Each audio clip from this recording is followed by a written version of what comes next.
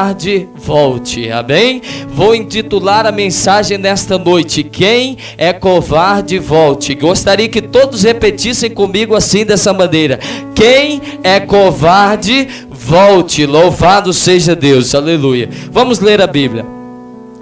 Levantando-se bem cedo Jeroboão, isto é, Gedeão, e toda a tropa foram ao acampar junto à fonte de Arade. O acampamento de Midian ficava ao norte, do lado da colina de Moré, no vale. O Senhor disse a Gideão: levas gente demais contigo, Gideão, para que eu entregue Madian em suas mãos. Israel poderia gloriar-se em suas custas, dizendo: foi a minha mão que me salvou. Portanto, tens muita gente contigo, e dá este aviso a todo mundo: quem estiver com medo e tremendo, quem estiver com medo e tremendo, que se retire. Tendo-os Gideão submetido à prova, 22.000 homens da tropa voltaram e 10.000 ficaram. E o Senhor tornou a falar a Gideão e disse: Gideão, ainda tem muita gente contigo, faze-os descer até a água, lá os selecionarei para ti. Quando eu te disser: este vai comigo, ele irá. De quem eu te disser: este não irá contigo, ele não irá. Gideão fez e lhe disse: quem lamber a água como faz o cão com a língua, põe-o de um lado, e a quem se ajoelhar para beber, põe-o de outro lado. Os que lamberem a água, levando a boca com as mãos, foram 300. Todo o resto do povo ajoelhou-se para beber água. O Senhor disse a Gideão: com os 300 homens que sobraram e que lamberam as águas, eu vos darei Midian em suas mãos. E todo o resto do povo e todo o resto dos soldados voltem para suas casas. Depois de pegarem do povo as provisões, as trombetas, Gideão mandou todos os demais homens, cada um para sua casa, retendo consigo somente aqueles 300 que sobraram. O acampamento dos midianitas estava abaixo deles no vale. Naquela mesma noite, o Senhor disse a Gideão: levanta-te e desce contra o acampamento, pois o entregarei em tuas mãos. Louvado seja Deus. Sentado mesmo, vamos orar. Senhor Jesus, quero que Tu nessa noite, pela infinita graça que Tu nos concede trazer a Tua palavra, me conceda, Senhor, da Tua parte, que todas as palavras que saiam da minha boca venham do trono da Tua presença. Eu te peço em nome de Jesus. Senhor, há pessoas aqui nesta noite, meu Pai, que enfrentaram frio, que enfrentaram adversidades, problemas, vindo até aqui nesta noite, crendo que o Senhor é Deus, que ia estar no culto. Senhor, ninguém sairia das suas casas para ver, Senhor, o pastor ou a mim ou a qualquer um nesta noite. Essas pessoas estão aqui porque creem que Tu vai estar no culto.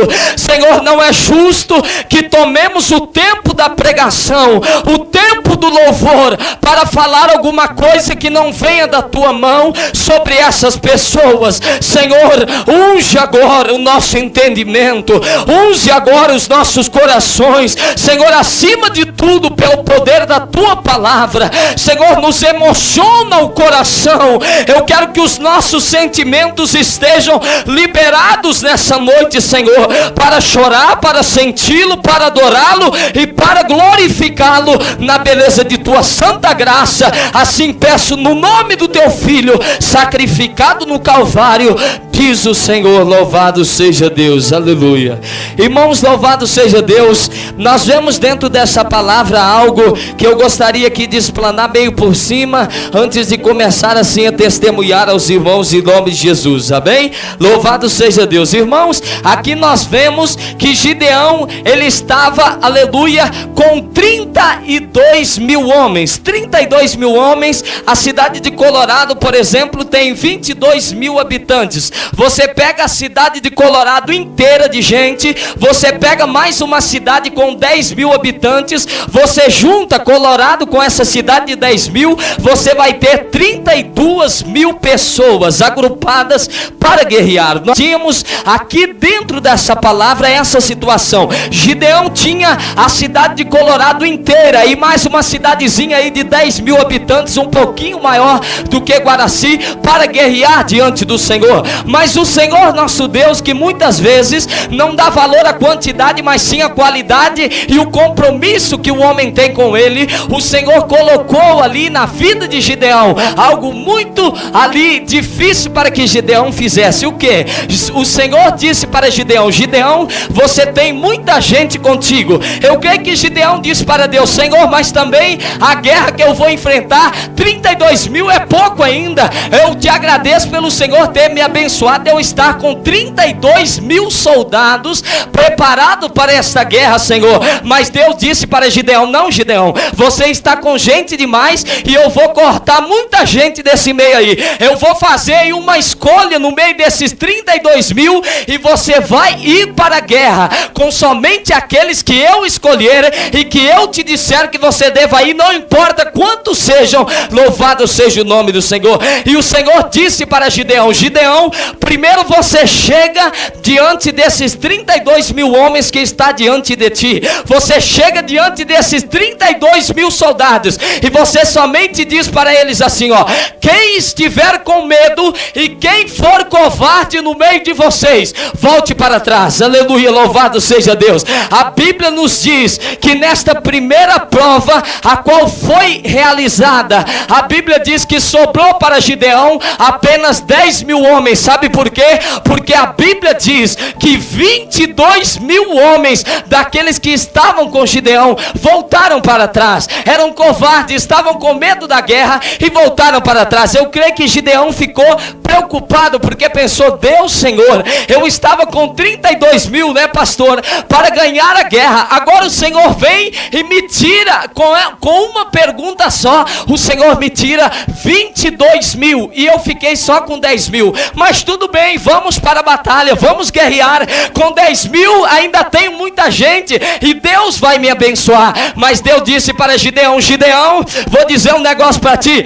Estou olhando para o teu exército e estou vendo que ainda tem muita gente contigo ainda. Creio que Gideão, irmãos, ele se assustou. Disse: Deus, estava com 32 mil, o Senhor vem e me tira 22 mil, me sobra 10 e o Senhor ainda diz que eu estou com muito povo ainda no meu exército. O Senhor diz para Gideão: Gideão, leva esse povo para o riacho, leva esse povo para o rio, e quando esse povo chegar no rio, você chega, Gideão, e diz para todos eles assim: agora faz de conta que vocês 10 mil homens estão com sede, desçam a água e vão tomar água. E Deus disse para Gideão: Gideão, aquele que pegar a água com a mão e levar a água até na boca e beber a água com a mão na boca, você põe de um lado. Aqueles que se ajoelharem no rio, na beirada do rio, e colocarem a boca na água para beber, você coloca de outro lado. Quando Gideão faz este teste, ele sai olhando no meio dos soldados, ele vê que um enfia a mão na água,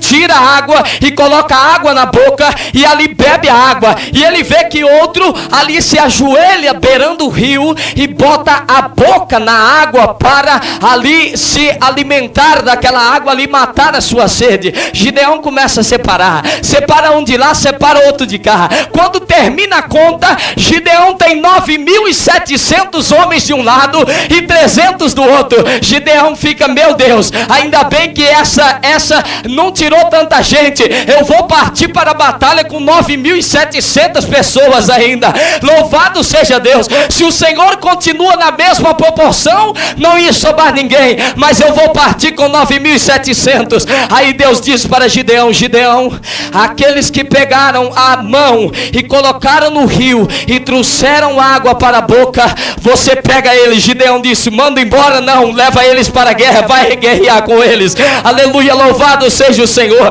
Eu creio que um princípio de infarte deve ter vindo na vida de Gideão, porque de 32 mil, o Senhor tirou 31.700 pessoas. Aleluia. E o Senhor ali deixou aquele homem com 300. E Deus disse: Gideão, agora está do jeito que eu quero. Vai para a guerra, homem. Pega as espadas que sobrou, pega tudo que sobrou, vai para a guerra. É com 300 mesmo que eu vou te dar a vitória. Louvado seja o nome do Senhor. Ele partiu para a guerra e ganhou a vitória em nome do Senhor, porque Deus foi na vida dele. Agora eu quero falar nessa noite aqui, intitulando a mensagem como já intitulei nessa noite: quem é covarde, volte. Dentro dessa palavra, eu vou trazer uma palavra que muita gente vai gostar, muita gente não vai. Amém? Louvado seja Deus. Eu quero contar uma das experiências mais emocionantes, pastor, que eu tive na minha vida, quando Deus me ensinou a ser crente. Queria dizer aos irmãos que por volta de há 4 anos atrás, eu era um garoto muito pobre ali na cidade de Colorado. Eu trabalhava numa marcenaria, saído de encher balainho de café, chegava em casa parecendo Adão antes de Deus assoprar, né, no nariz dele. Era barro puro quando eu chegava em casa. E ali eu entrei naquela marcenaria, estava trabalhando e eu terminei o meu 2º grau, prestei o meu vestibular. E o Senhor colocou aquele menino dentro de uma faculdade. E ali eu entrei, havia prestado o meu curso vestibular para a história, porque eu sempre gostei de história. Não sei se há alguém dessa área aqui, mas eu sempre gostei muito. Sempre foi algo que apreciou meu coração. Eu já era crente na época e eu havia passado agora para o vestibular de escola, de história. Saí da marcenaria aquele dia feliz, andei na rua, nem sabia, de repente alguém gritou: falaram o teu nome no rádio hoje, diz que você passou. E eu fiquei contente, pensei: meu Deus, como vou entrar lá agora? Mas fiquei feliz e faltava um mês para que eu pudesse entrar ali naquela faculdade, estudar o curso que eu queria, aquilo que eu queria. Não sabia eu que ali Deus estava me colocando não somente numa escola de estudo secular.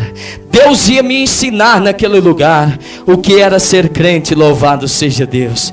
Antes de eu entrar naquele lugar, quero que os irmãos prestem atenção. Algumas pessoas chegaram para mim e disseram assim: você passou? Eu disse: passei. E eu era sempre de pregar a palavra de Deus, anunciar Jesus Cristo, cria na Bíblia de capa a capa, cria na Bíblia do começo ao fim, crente fiel, buscava Deus, sempre fiel a Deus. E alguém ali um dia me encontrou e disse assim: que curso você vai fazer? E me falaram assim: eu vou fazer o curso de história. E falaram para mim assim, várias pessoas chegaram para mim e disseram assim: e você é crente?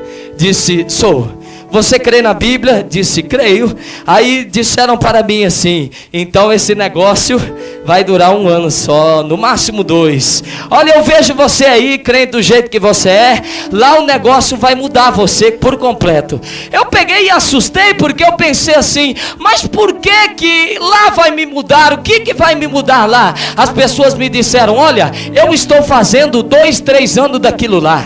Quando eu entrei lá, eu acreditava também na Bíblia, eu acreditava também na palavra, eu acreditava também em Deus, eu acreditava no Senhor.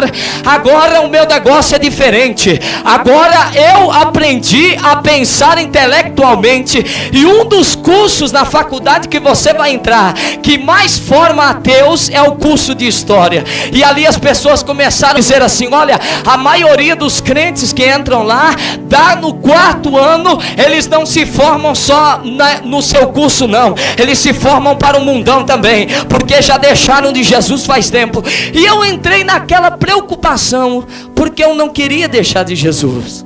E eu pensava: não, mas não é assim. E as professoras que gostavam de mim diziam assim: ó, Éder, Você está crente aí, mas você vai fazer o curso que eu dei aula para você 4 anos, mas você vai mudar muito das suas concepções. Você vai ver que a Bíblia ela foi escrita por homens, que a palavra de Deus ela não é assim palavra de Deus, ela é palavra de homem. Ela foi escrita por mais ou menos 40 homens. Você vai aprender tudo isso. Aquele medo bateu no meu coração. Irmãos, há 1 mês antes de entrar na faculdade, eu não comia nem um dia, orando e jejuando a Deus. E eu dizia: Senhor, se for para mim entrar dentro daquele lugar, e eu sair da tua presença, e eu sair da tua santa presença, e eu nunca mais o servir, nem o adorar, nem o glorificar, eu não quero que o Senhor me deixe entrar lá. Está tudo pronto, mas eu não quero que o Senhor me deixe entrar naquele lugar. Eu renuncio para a tua glória e honra, e não quero. Todo dia eu levantava cedo, minha mãe oferecia o café da manhã, eu não comia. Minha mãe oferecia o almoço, eu não comia. Eu trabalhava, com 30 dias eu emagreci. Chegou o dia, eu entrei no ônibus, primeiro dia de aula, nós fomos para o ônibus. Eu fui orando, sentado naquele banco, de Colorado até a cidade de Paranavaí, onde lá era a Fafipa na época, hoje mudou e é a Unespar, agora é a Unespar, na época era a Fafipa. E eu fui orando a Deus, e eu fui dizendo: Senhor Jesus, eu dizia assim mesmo para Deus, eu dizia dentro daquele ônibus, eu sozinho, Deus, eu disse: Senhor, não é possível que o Senhor vai me deixar orando e jejuando a Ti, 1 mês, 30 dias orando e jejuando a Ti, e o Senhor me deixar entrar num lugar onde eu vou ser prejudicado a minha vida espiritual. Se eu entrar naquele lugar, foi o Senhor que me pôs lá, e eu vou crer. E eu fui orando, não conversava com ninguém. Você sabe que no primeiro dia as pessoas querem formar amizade, eu não conversava com ninguém.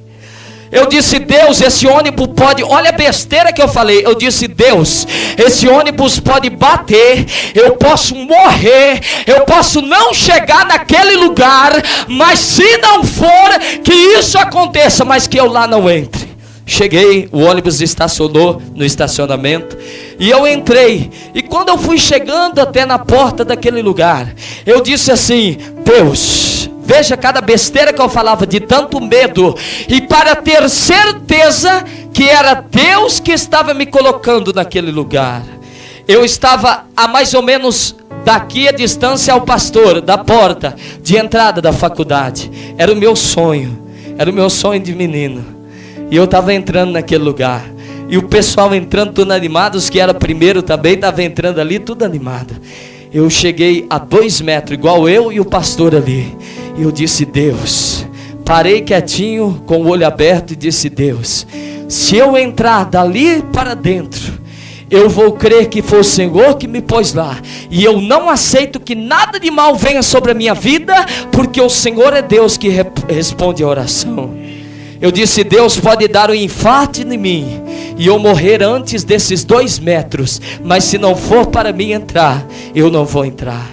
Quando eu coloquei o meu primeiro pé dentro da faculdade, eu disse: louvado seja Deus, o Senhor me colocou aqui, e aqui eu estou.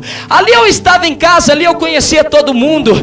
Logo que eu cheguei, eu gostei do lugar, comecei a aprender, e comecei ali, aquele novo clima era diferente. Ali de segundo lugar é diferente de qualquer coisa. A gente se sente mais grande um pouco, ainda mais eu que era menino, né, irmão? Ainda mais eu que ali não tinha nada. A minha mãe lá no sítio, quando ficou sabendo, e falava para todo mundo assim: o meu filho está na faculdade. Eu, pá, e todo contente, alegre, feliz, ali naquele lugar. Quando eu começo as minhas aulas, meu Deus do céu, eu tinha 9 professores. Dos 9 professores que eu tinha, 7 eram ateus, 2 criam em Deus, lá mais ou menos. Dos 9, 7 eram ateus, 2 criam em Deus, lá mais ou menos. Então ali dentro daquele lugar no qual eu passei 2 anos, Eu poderia dizer que eu comi o pão que o diabo amassou, mas eu não comi o pão que o diabo amassou porque eu já era crente. Eu comi o pão vivo que desceu do céu. Eu era crente, aleluia, eu adorava o nome do Senhor. Mas quando eu entrei naquele lugar, irmãos, os 7 era terrível. Eu me lembro até hoje do rosto de cada um dos 7. Irmãos, tinha muitos deles que todos os dias eles falavam contra a Bíblia, descaradamente contra Jesus. Um deles um dia chegou na sala de aula e disse: Jesus era um político, revolucionário. Jesus era simplesmente político e que revolucionou como Buda, como Maomé, como qualquer um. E disse assim: e ainda tem muita gente idiota por aí que crê que nós viemos de Adão e Eva. E caía na risada, e a sala inteira dava risada, a sala inteira ria. Eles diziam: a Bíblia foi escrita por homens. Irmãos, eu nunca vi alguém que não crê em Deus perder tanto tempo brigando com Deus daquele jeito. Eu pensava: meu Deus, esse povo não crê em Deus, fala mais em Deus do que eu. Era Deus a aula inteira, irmãos. Parecia que era o próprio capeta, o próprio demônio, irmãos, que vinha ali para querer afrontar as nossas vidas. Mas eu quero te falar aqui nessa noite de 2 crentes, só 2 que tinha dentro daquela sala de aula. A história desses 2 crentes vai ensinar você muita coisa nessa noite. Um crente se chamava Éder Moia. Era eu. Esse era o crente.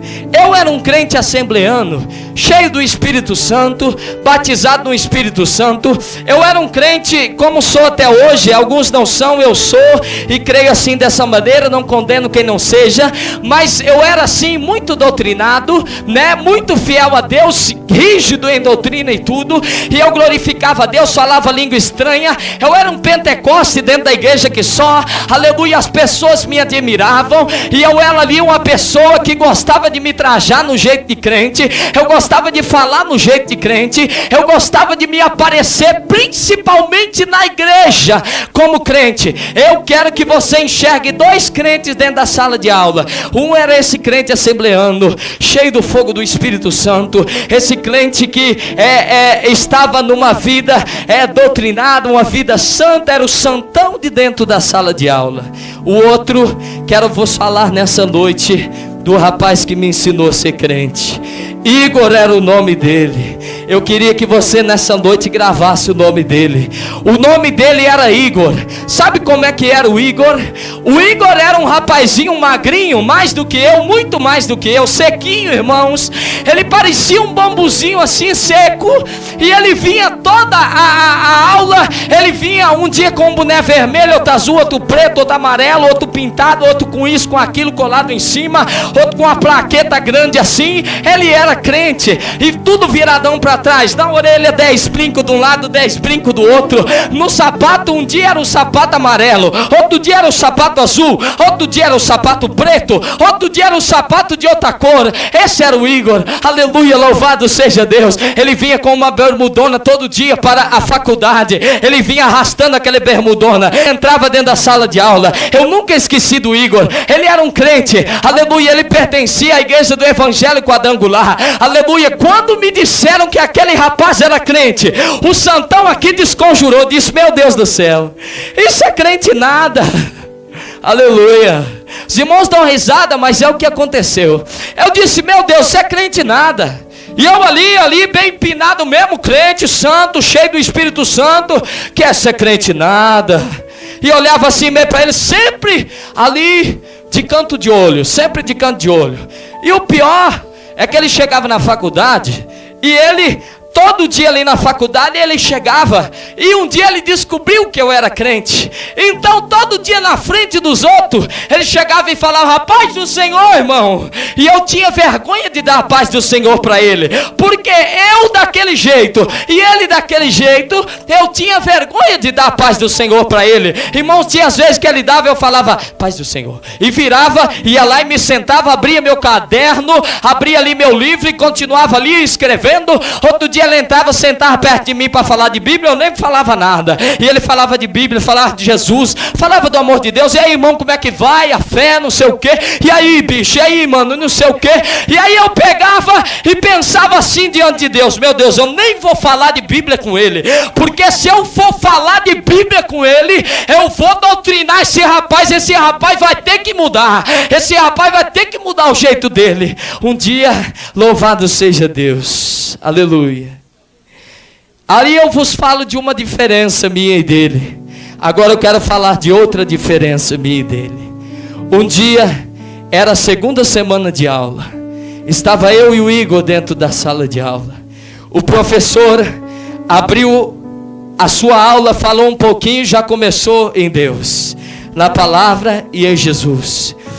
O professor abriu o seu livro e começou a falar e disse: há muitos ignorantes, há muitos insensatos que creem que qualquer coisinha por aí que um homem escreveu, eu me lembro como se fosse hoje, que qualquer coisinha que um homem escreveu por aí já é palavra de um Deus, de alguma coisa assim. E ele disse: os cristãos são os maiores mentirosos que tem na face da terra.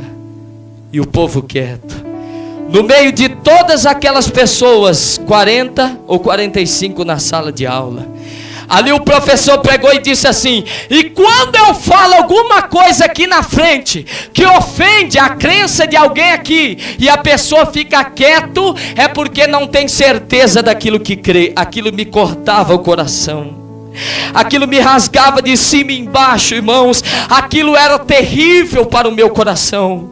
Eu não conseguia abrir a boca, eu não conseguia abrir a minha boca para defender o nome de Cristo. Quando pensa que não, nesse dia, segunda semana de aula, levanta uma mão lá no meio da sala de aula. Quem que levanta a mão? O crente assembleano, cheio do Espírito Santo? Não. Levanta o Igor. Levanta a mão dele e fala: professor, o crente, o cristão de verdade, ele não mente. O professor pegou e eu acho que pensou assim: descobri o que eu estava procurando na sala de aula. Eu descobri, tem crente aqui nesse lugar. Eu creio que ele pensou isso. Irmãos, foi uma coisa tremenda. Quando eu vi o professor se aproximando da carteira dele, quieto, toda a sala quieta, se aproximando da carteira dele, ele com o bonezinho dele olhando para o professor, eu pensei, abaixei a cabeça e falei: meu Deus. Arabaxu de canto nebre. Falei: Senhor, meu Deus do céu, não quero nem ver o que esse homem vai fazer com esse rapaz. Ele chegou, botou a mão em cima da carteira do Igor, olhou para a cara dele, deu uma risadinha e falou assim: o que é a verdade para você? O Igor abriu a boca dele e falou assim: a verdade para mim é a palavra de Deus. Ali o professor pegou e falou para ele assim: a palavra de Deus? A palavra de Deus é palavra de homem, olhando do olho dele, e disse: os cristãos é o povo mais mentiroso que tem na face da terra. Ele disse assim: professor, o cristão de verdade não mente. O professor virou as costas para ele, olhou para a sala de aula, saiu na sala dando uma risada bem alta. Eu fiquei com dó do Igor aquela noite. E eu pensei: meu Deus, ainda bem que ele foi primeiro para mim descobrir o que o professor ia fazer. A partir de hoje me calo eu. Louvado seja o Senhor. O professor saiu na sala de aula rindo e disse: gente, o Igor acredita até em Papai Noel. E começou a falar: o Igor acredita até em mula sem cabeça. E a sala inteira a sala inteira caiu na risada do Igor. Começou a zombar do Igor. Irmãos, eu entrei em momentos da minha vida que Deus me ensinou a ser crente. Por quê? Porque dentro daquela sala de aula, aquele jovem chamado Igor, daquela maneira crente como ele era, ele começou a proclamar a palavra de Deus e a defender o nome de Cristo como eu nunca vi em toda a minha vida de cristão alguém defender o nome de Jesus e a palavra de Deus daquele jeito. Nunca. Eu nunca vi alguém defender a palavra de Deus como aquele jovem defendia. Irmãos, Eu me emociono porque aquele jovem começou a ser perseguido ali na Fafipa. Aquele jovem, irmãos, quando os professores dos 7 entravam dentro da sala de aula, olhavam para ele, irmãos, as aulas viraram chacota para o Igor. As aulas viraram... rapaz levantava para defender o nome de Jesus.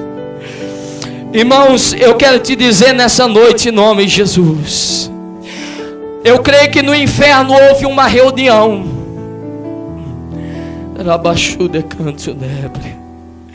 a respeito daquela faculdade. Creio que Satanás assentou com seus demônios e disse: tem alguém nos atrapalhando lá naquela sala de aula, tem alguém nos atrapalhando lá naquele lugar de nós tirarmos Jesus Cristo, tirarmos a crença na palavra de Deus daqueles jovens. Que os demônios falaram: já sei, é aquele rapaz que pula, grita, fala língua estranha, aquele rapaz, aquele santão lá da igreja da Assembleia de Deus, que na época eu era a igreja abençoada de Deus também, e é aquele rapaz. Eu creio que Satanás, o chefão, disse: não, aquele do bonezinho, tem que dar um jeito de barrar aquele rapaz. Irmãos, a luta veio sobre aquele rapaz de uma maneira tão grande. Um dia ele arrumou um programa de rádio na Globo FM de Paranavaí, era o nome da rádio, Globo FM. Ele foi lá na rádio e falou para o homem: eu quero fazer um programa de crente aí, eu quero fazer um programa para falar de Jesus aí. E o homem liberou para ele, era dia de domingo, da 1h da tarde até 2h. E um dia ele me levou o CD que ele ia colocar no programa dele. E ele disse: ó, irmão, e o negócio é o seguinte, você fica ouvindo domingo que eu vou te oferecer uma música para vocês. Quando eu vi o CD eu falei: meu Deus, não deixa os irmãos de Colorado da igreja ouvir a rádio esse dia de jeito nenhum. Não deixa o povo ficar sabendo. Se o povo souber que alguém está me oferecendo umas músicas dessas, uns trem desse, para mim, vai acabar com a minha moral de crente, vai acabar com a minha moral de santo, e eu não quero. E ali eu não ouvi.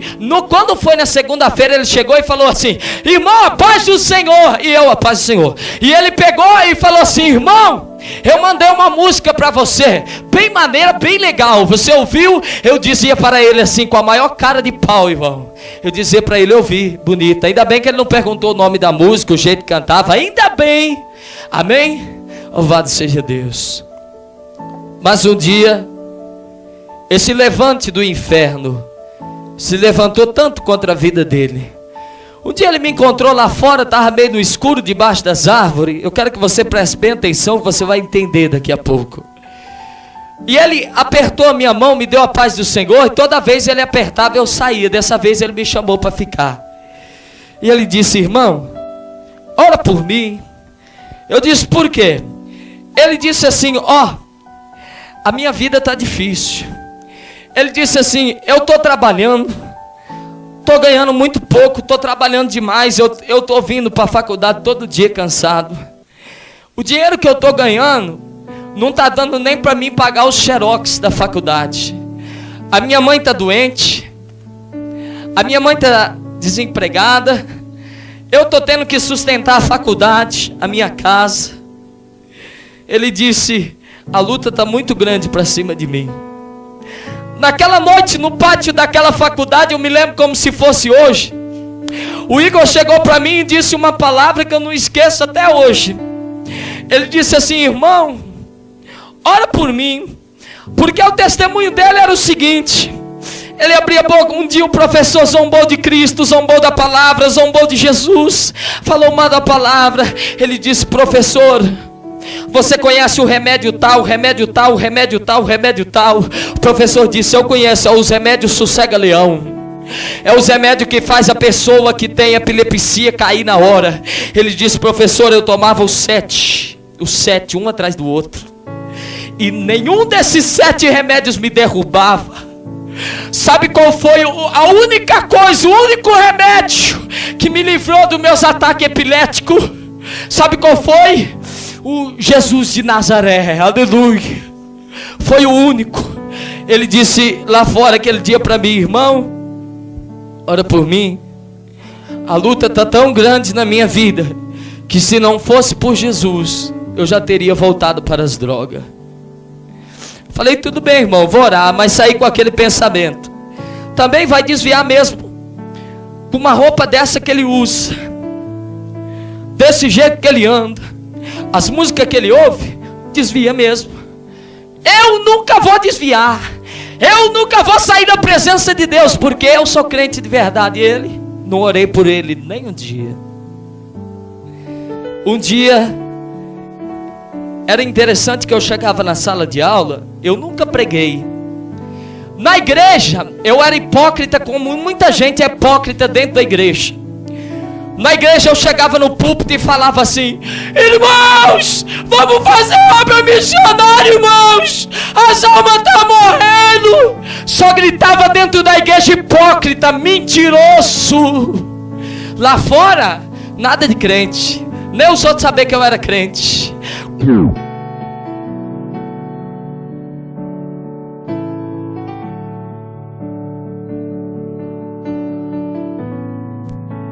Na igreja preguei mensagens missionárias tremendo, o povo chorou. E de obra missionária na minha vida não tinha nada. Eu era um covarde, eu não defendia Jesus, eu não defendia a palavra do Senhor. Eu passei 1 ano e meio dentro daquela faculdade. Todos os dias as pessoas zombavam de Cristo, falavam de Cristo, zombavam de Cristo, falavam de Cristo. E eu como que nada, nunca abri minha boca. Às vezes que eu tentei abrir minha boca, minha língua travava. Um dia chegou uma moça na faculdade, entrou dentro da sala de aula e falou: gente, vocês viram o Igor lá fora? E eu já acenei meu ouvido para ouvir aquilo lá. Disse: gente, vocês viram o Igor lá fora? E disse assim: o Igor parece que deixou da igreja dele. E disse: por quê? Parece que o Igor está fumando lá fora. Eu lembrei daquele dia que ele falou para mim: ora por mim. Parece que o Igor está fumando lá fora. Eu deixei meus cadernos, eu deixei minhas canetas, eu deixei tudo e eu saí pelo corredor, fui lá fora. Quando eu chego lá fora, que eu olho mais ou menos no mesmo lugar em que ele me pediu oração, estava aquela bituca vermelha acesa no meio da escuridão. Era o Igor. Tinha deixado dos caminhos do Senhor. Naquele dia eu não consegui estudar direito. Naquele dia eu entrei dentro da minha sala de aula, irmãos, e só ficava na minha cabeça o Igor, o pedido da oração, a vida de crente que ele tinha, o crente que eu era, como ele defendia Jesus, como ele falava de Cristo. Eu entrava dentro da sala de aula, olhava lá no canto, ele estava com a Bíblia aberta, pregando para alguém a palavra de Deus. A colega minha que trabalhava comigo no meu serviço o dia inteiro e estudava comigo, que eu não pregava, ele abria a Bíblia no canto da sala de aula e estava pregando. Parece que Deus me dizia: veja o que ele faz. E você, o que você faz? E me veio aquilo. Voltando do ônibus para casa, eu estava sentado naquele banco, não conversando com ninguém de novo, olhando lá para fora, as árvores passar, tudo passar, e pensando: meu Deus. Mas naquela noite, irmãos, eu pensava assim: não, o Igor desviou, mas também se ele fosse um crente igual eu, se ele vestisse o que eu visto, se ele falasse o que eu falo, se ele congrega onde eu congregar, se ele fosse o crente que eu sou, ele não tinha desviado. E aí eu comecei a falar assim: então isso mostra que o crente de verdade sou eu. O certo de ser crente é igual eu, porque ele desviou, eu estou firme até hoje. Então o crente certo sou eu. E ali fui. Eu morava a 6 quilômetros da cidade. Eu chegava na cidade 1h da manhã, pegava a bicicleta e ia para o sítio. Um monte de vezes eu trombei em porteira, em toco, subi em cima de vaca com a bicicleta. Foi uma coisa tremenda. E eu andava aqueles 6 quilômetros e levantava no outro dia 6h30 da manhã para trabalhar. Dormia todo dia 1h30 da manhã. 2 anos essa vida. E aquele dia eu nem montei na bicicleta, desci as 2 descidas empurrando a bicicleta. Quem me visse ia achar que eu estava louco. Mas irmãos, que eu estava tão desligado do mundo, das coisas do mundo, só ficava na minha cabeça aquele rapaz. Eu joguei a bicicleta por cima da porteira, pulei a porteira, fui do outro lado e fui andando naquele carreador no meio daquela terra e fui empurrando. Entrei no carreador de grevilha que tinha, eu me lembro até hoje. Aleluia. E quando eu estava no meio daquele carreador de grevilha, eu me lembro como se fosse hoje. Nunca na minha vida inteirinha de crente, eu ouvi Deus falar com a minha vida como Ele me falou aquela noite. Sabe por quê? No meio das minhas palavras, nunca, eu digo nunca porque nunca, Deus já usou profeta para falar comigo, Deus já fez coisa tão bonita na minha vida, mas nunca Deus me falou tão verdadeiro e tão real como naquela noite no meio daquele pasto voltando para casa no sítio. Eu estava no meio do carreador e eu fiz uma pergunta que eu acho que fez Deus se levantar do trono dele assim. Acho que Deus me olhava há 2 anos naquele lugar sem pregar a sua palavra. Eu acho que naquela noite eu fiz uma pergunta que fez Deus fazer assim, ó, se levantar do trono. Aleluia. Louvado seja o nome do Senhor.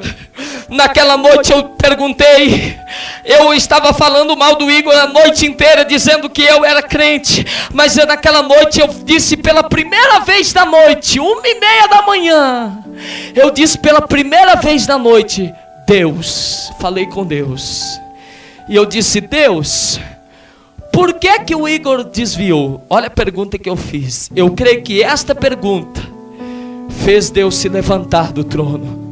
Irmãos, quando eu olhei para cima nas grevilhas, era noite calma, não tinha vento. Quando eu olhei, um vento veio, mas muito grande, só onde eu estava, no meio das grevilhas, veio, balançou tudo.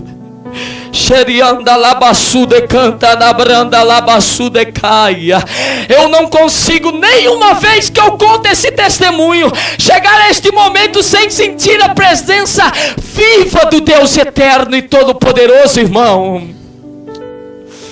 Naquela noite, sabe o que Deus me disse? Eu ouvi a voz viva de Deus me respondendo, e Deus me disse, ele caiu porque ele entrou na batalha e ele morreu guerreando na batalha. Deus disse para mim, melhor do que você, que há 1 ano e meio não entra na batalha e não defende o meu santo nome. Aleluia. Melhor do que você, que há 1 ano e meio não entra na batalha e não defende o meu santo nome. Aleluia.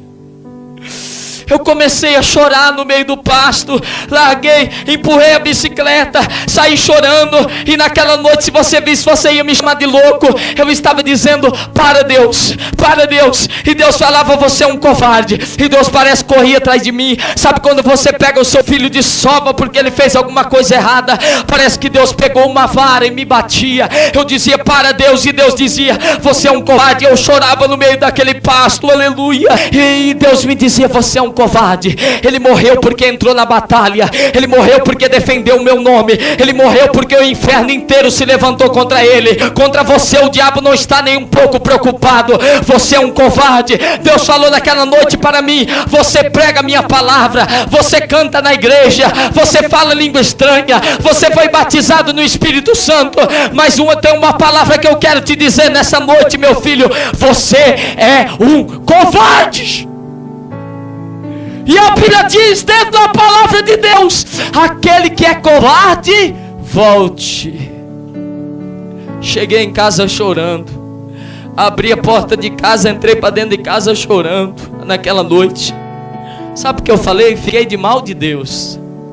Sabe, magoado com Deus. Repita comigo assim, magoado com Deus. Fiquei magoado com Deus.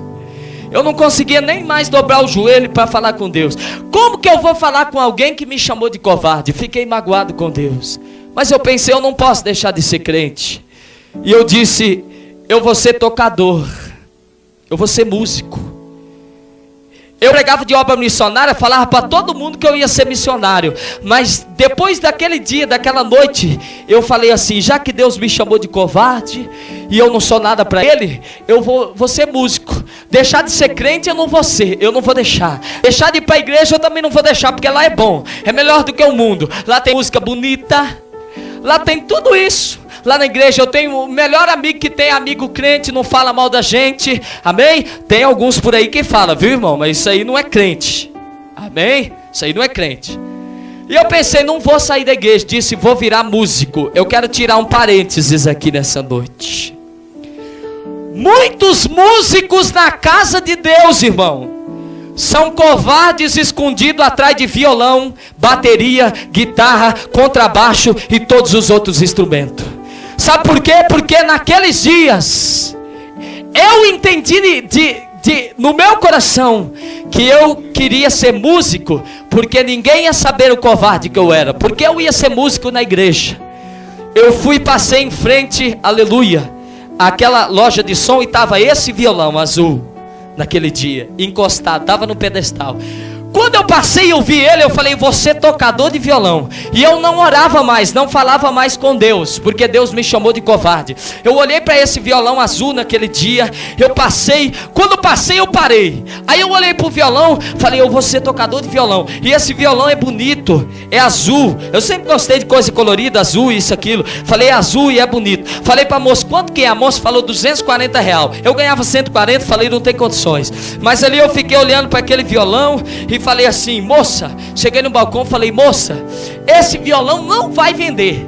Ela disse assim, vai vender o violão mais bonito da loja, aonde chega vende, nós trouxemos esse daí só para fazer teste, mas vai vender, porque isso aí sai rapidinho, isso aí não dura nem um dia. Eu falei, esse violão não vai vender, porque esse violão vai ser meu. Passei uma semana depois, tá o azulzinho lá, e eu gritei para a moça assim, moça, o violão está aí ainda? Ela disse, está. Eu falei, aí está aí, vai continuar aí, porque ninguém vai comprar esse violão, porque esse violão vai ser meu. Irmão, você acredita? Eu passei na terceira semana, o azulzinho estava lá. Eu passei na quarta semana, estava lá. Durou 2 meses. Quando passou 2 meses, que eu passava sempre, eu era cobrador, e eu passava lá, a moça enjoou. Falou assim, moço, compra esse violão logo, porque faz 2 meses que o violão está na loja e não vende, você fala que é teu, deve ser teu mesmo. Então compra esse violão logo. E eu falei, eu estou ajeitando aí, estou preparando, eu vou dar um jeito de comprar ele. Arrumei lá, eu ia dar uma entrada, minha mãe me deu R$70, eu ia dar 70 e depois eu ia dar as outras entradas. Aí cheguei, a moça falou assim, veio gente aí, olhou, não quis, e deve ser teu mesmo. Falei, vou dar 70 de entrada, pego. Aí entrou outro rapaz, olhou pro violão e chegou e catou o violão na mão e começou a experimentar, e batia uma nota, batia outra, começou a afinar o violão. Eu olhei pra ele e falei, esse violão é meu. Olhei para a moça e falei, esse violão é meu. Aí ele falou assim, não, ele só está olhando. O rapaz olhou para o violão e falou assim, moça, quanto que é esse violão aqui? A moça falou assim, R$240. Ele falou assim, à vista? Disse, não, à vista dá para fazer um descontinho. Chegou com o violão no balcão. Eu falei, meu Deus, eu não acredito. Faz 2 meses que eu estou esperando. E no dia que eu venho comprar, entra um rapaz comprar também. E ali eu peguei, eu ia dar em parcela. O rapaz chegou e falou assim, quero comprar ele à vista. Aí a moça pegou e falou assim, então tem que falar com o dono aí para ver o desconto que ele vai te dar. Aí falou assim, então faz o seguinte, eu vou deixar ele aqui, e aí eu pego e depois eu passo aí e falo com ele. Falei, amém. Quando ele saiu, eu olhei para fora, o rapaz tinha ido embora. Eu falei para a moça assim, moça, eu cheguei primeiro, eu vou dar R$70 agora, eu vou levar o violão embora. Eu cheguei primeiro, o violão é meu. Ela falou assim, você chegou primeiro, você vai dar os 70 mesmo? Vou? Então eu não posso fazer nada. Depois não arruma outro pro rapaz. Aí eu catei aquele violão e olhando pra porta, irmão, pro rapaz não chegar. E ali catei e saí. E fui embora com o meu violão. E ali eu tava até com medo de encontrar o rapaz na rua e ele veio com o violão. E aí eu virei tocador na igreja. E muito tocador dentro da igreja está se escondendo. É covarde. Eu era um covarde escondido atrás desse negocinho aqui, ó, escondido atrás. Ninguém via o covardão lá atrás, que não prega a palavra, ninguém via. Tô tocando lá, e eu pulava, falava língua estranha, tocava só metade do hino, a outra metade eu levantava o violão para cima e falava em mistério, e pulava com o violão. Sempre eu fui assim na igreja, Quando eu era assembleano, eu tocava metade do hino, a outra metade eu puxava a correia, levantava o violão para cima e falava em mistério, e pulava e rodava. Covarde, se escondido atrás do violão. Muito músico dentro da igreja esconde atrás do instrumento um namoro escandaloso. Muito músico dentro da igreja esconde atrás do instrumento uma pessoa covarde. Muito músico dentro da igreja se esconde atrás do instrumento, quando a verdade não é crente coisa nenhuma. O negócio dele é novela, é filme pornográfico. Sem contar dos músicos dentro da casa do Senhor que estão aprendendo a tocar com Black Sabbath, com Kiss, com Nirvana, com Van Halen, com todos esses homens que consagraram a sua vida ao diabo para aprender a tocar. Esses homens recebem as músicas lá do inferno. Os crentes dentro da casa de Deus pegam revistas, fitas desses homens ensinando e dando dica de como tocar, e vão tocar dentro da igreja do Senhor com dicas dadas por Satanás. Depois pergunta assim, por que toca na igreja eu não sinto nada? Por que toca e não cura? Por que isso, que aquilo? Por quê? Porque é consagrado ao diabo dentro da casa de Deus. Eu falo isso e disse que muita gente não ia gostar da mensagem nesta noite. Algum tempo atrás eu peguei uma revista de um jovem que aprende a tocar com a revista. Quando eu peguei a capa da revista, estava escrito: baterista do Black Sabbath. Black Sabbath é missa negra. Quando eles fizeram um show na Argentina, eles convidaram todos os jovens para vir à frente e entregar o coração para Satanás. Antes do show do Black Sabbath, eles ficam todos pelado, nu. E eles sacrificam bodes, pombos. No show que eles fizeram no Brasil, eles sacrificaram 2.000 pintinhos e derramaram sangue no fundo do palco, antes de subir ao palco para cultuar. Sem contar que todo o show do Black Sabbath, eles convidam as pessoas para virem à frente, para entregar o coração a Satanás.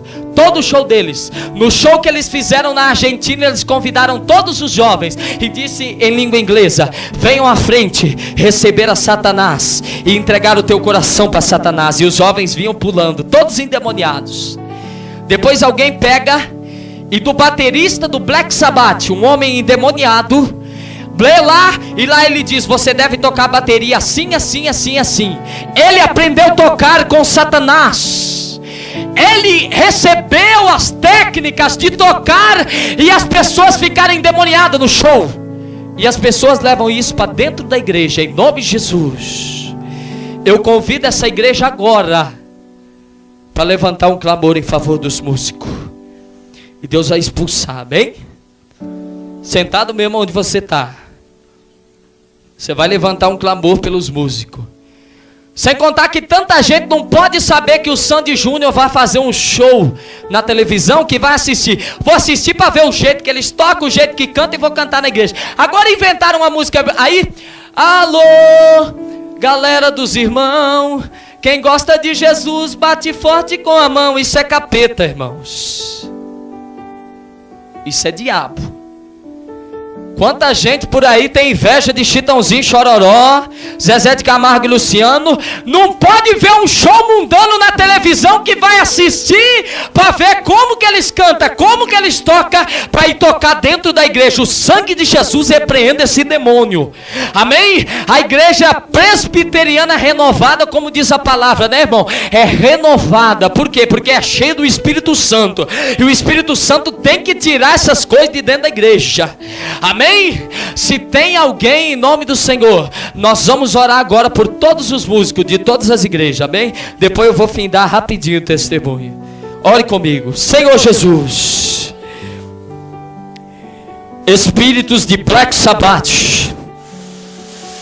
espíritos da banda Kiss, espíritos de Van Halen, o homem que escreveu a música Mate Salte, espíritos de banda Guns N' Roses, espíritos das bandas dos Estados Unidos, que venham ensinar os músicos da igreja, em nome do Senhor Jesus, saia em nome do Senhor, e o louvor da igreja seja ungido, seja cheio, seja tomado, seja cheio o louvor da igreja do Senhor. Louvado seja Deus, aleluia.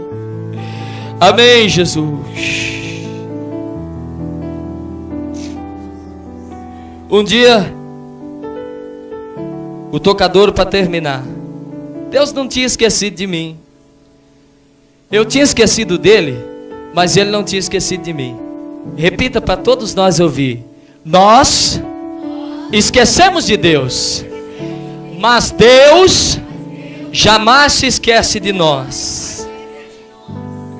Acho que Deus falou assim, ó, você vai ser tocador, você vai estar escondido atrás do violão, mas eu não esqueci de você, vou fazer alguma coisa na tua vida.